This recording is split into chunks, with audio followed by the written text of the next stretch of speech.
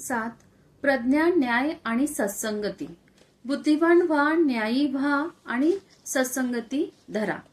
हाच बौद्ध जीवनमार्ग होय.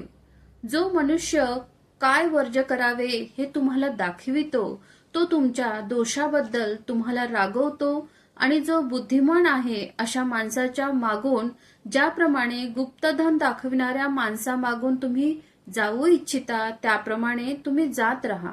अशा सत्पुरुषांचे अनुयायित्व हे तुमचे वाईट करणार नाही, भलेच करेल. जो चुकल्यास रागे भरतो, जो शिकवितो, अनुचित असल्यास प्रतिबंध करतो, तो सुजनांना प्रिय आणि दुर्जनांना अप्रिय वाटतो.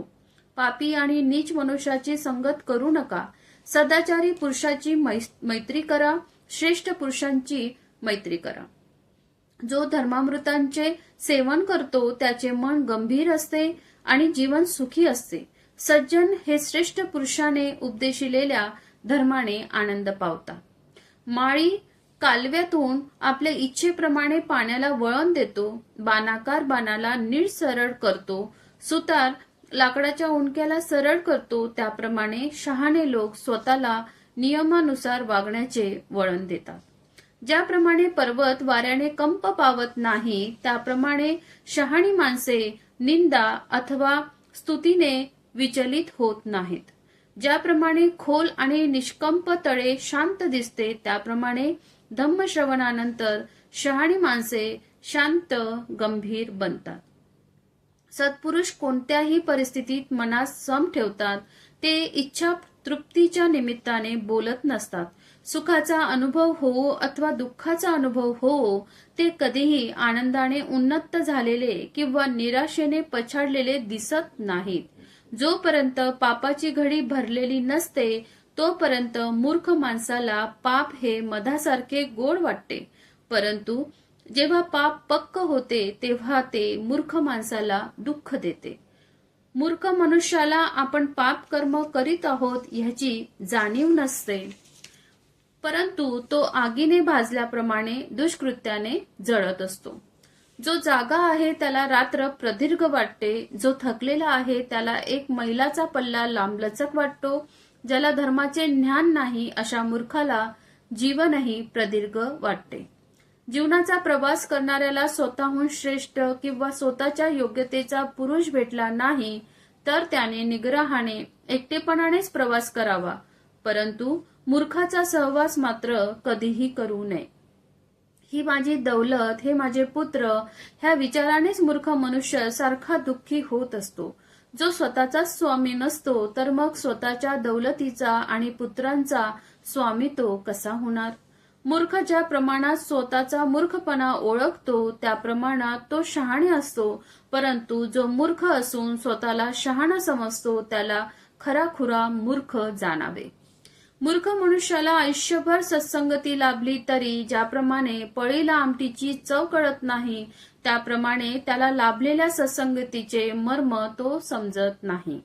बुद्धिमान माणसाला एक पळभर शहाण्या माणसाचा सहवास लाभला तरी ज्याप्रमाणे जिभेला आमटीची चव कळते त्याप्रमाणे त्याला तात्काळ सत्संगतीचे सत्य कळून आल्याशिवाय राहत नाही. अल्पबुद्धी मूर्ख हा स्वतःचा शत्रू असतो, कारण तो अशी दुष्कृत्ये करतो ज्याची फळे कटू असतात. ज्या कर्माबद्दल पश्चाताप करावा लागतो आणि ज्याचे फळ रडत भोगावे लागते असे कर्म चांगले नाही असे समजावे.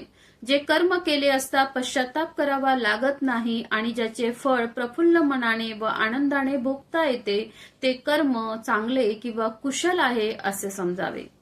जोपर्यंत दुष्कर्माचे फळ भोगावे लागत नाही तोपर्यंत मूर्खाला ते मधासारखे गोड वाटते, परंतु ते पापकर्म जेव्हा पक्क होते तेव्हा मूर्खाला दुःख भोगावे लागते.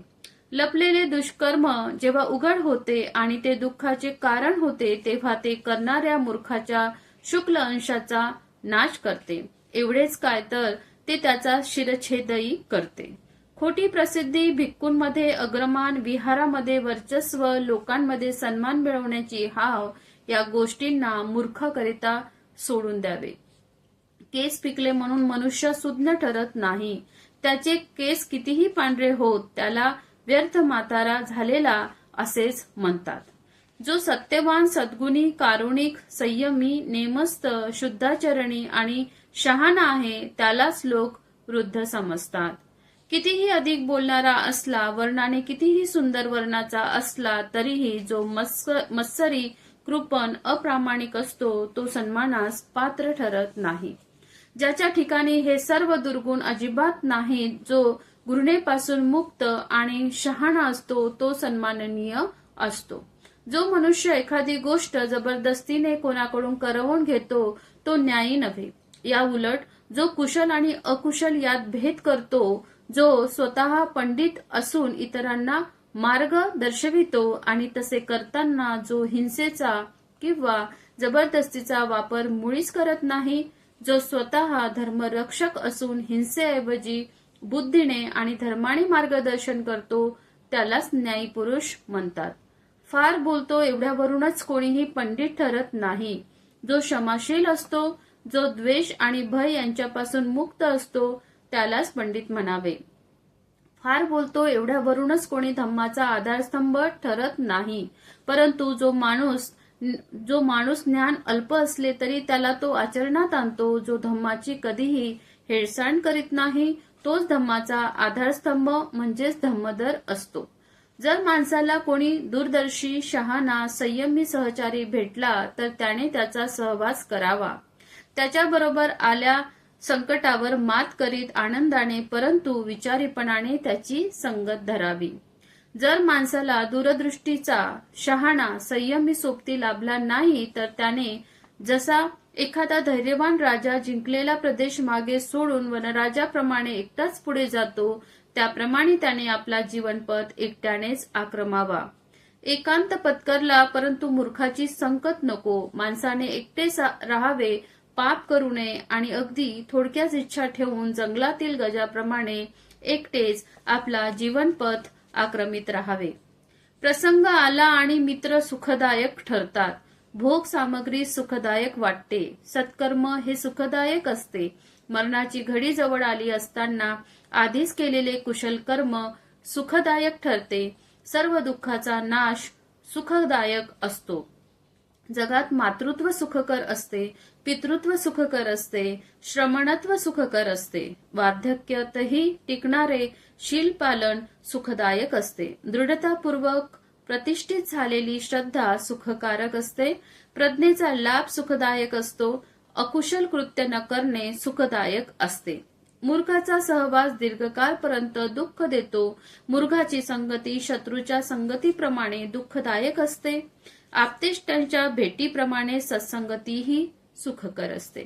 म्हणून माणसाने शहाण्या, बुद्धिमान, पंडित, क्षमाशील, कर्तव्यदक्ष, धर्मधर आणि श्रेष्ठ लोकांचे तसेच अनुसरण करावे, ज्याप्रमाणे चंद्र नक्षत्र मार्गाने जातो. प्रमादाची कास धरू नका. अप्रमादी राहणाऱ्या वाटेला पुरेसा आनंद येतो. जेव्हा बुद्धिमान माणूस प्रमादाला अप्रमादाने दाबून टाकतो तेव्हा प्रज्ञेच्या शिखरावर चढून शोकग्रस्त मूर्खाकडे करुणेने पाहतो. ज्याप्रमाणे पर्वतावर चढलेला कोणी धैर्यवान माणूस दुःखात मग्न असलेल्या जनसंपर्काकडे करुणेचा दृष्टिक्षेप करीत असतो. अविचारी माणसात विवेकशील, निद्रिस्तात जागरूक माणूस इतरांना मागे सारून स्वतः याप्रमाणे पुढे जातो. ज्याप्रमाणे कोणी दुर्बल घोड्याला मागे सारून पुढे जाणारा वेगवान घोडा.